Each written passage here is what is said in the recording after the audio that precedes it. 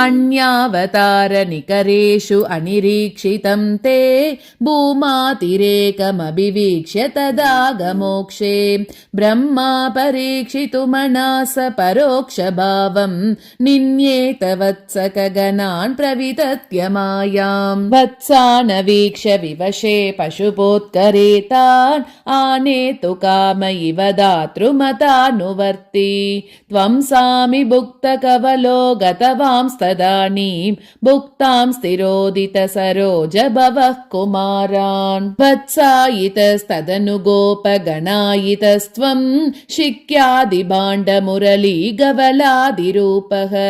प्राग्वद्विहृत्य विपिनेषु चिराय सायं त्वं माययात बहुधा व्रजमाययात त्वामेव शिक्य गवलादिमयं ददानः भूयस्त्वमेव पशुवत्सकबालरूपः गोरूपिणीभिरपि गोपवधूमयीभिः आसादितोऽसि जननीभिरतिप्रहर्षात् जीवं हि किञ्चिदभिमानवशात् स्वकीयं मत्वा तनूज इति रागभरं वहन्त्यः आत्मानमेव तु भवन्तमवाप्य सूनुं प्रीतिं ययुर्न कियतीं वनिताश्च गावः एवं प्रतिक्षण विजृम्भित हर्षभार निःशेष गोपगणलालित भूरिमूर्तिं त्वामग्रजोऽपि बुबुधे किल वत्सरा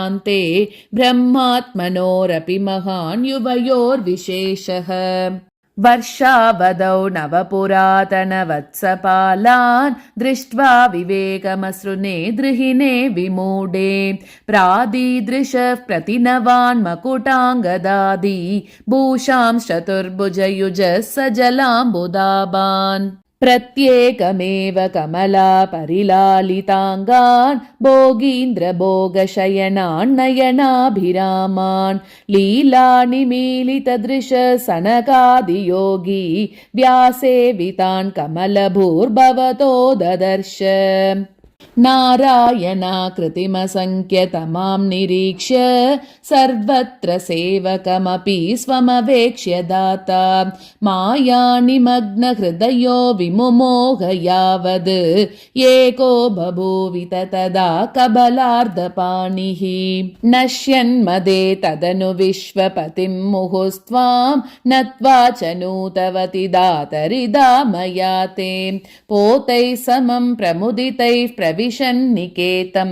वातालयाधिप विभो परिपाहि रोगात् नारायणा अखिल गुरो भगवन्नमस्ते सर्वत्र गोविन्द नाम संकीर्तनं गोविन्दा गोविन्द।